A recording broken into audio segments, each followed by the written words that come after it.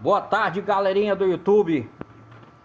Aqui o motorzinho aqui do Prisma 1.4. Tá vendo esse motor aqui, galera, ó? Barulhinho quando pisa na embreagem, um barulho, um toque-toque, entendeu? Aí muitas das vezes o mecânico se engana, pensa que é colar de embreagem ou é alguma coisa na embreagem que soltou, mas não é não, galera. É esse eixo do motor.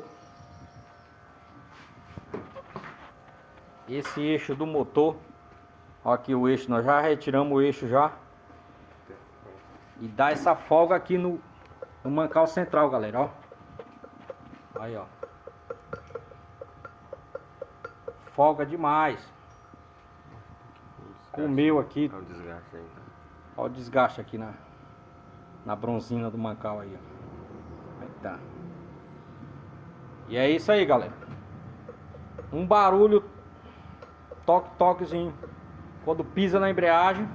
Muitas vezes não é a embreagem, é o eixo que tá desgastado, beleza? Um abraço aí, não esqueça de dar um like aí e reforçar o canal.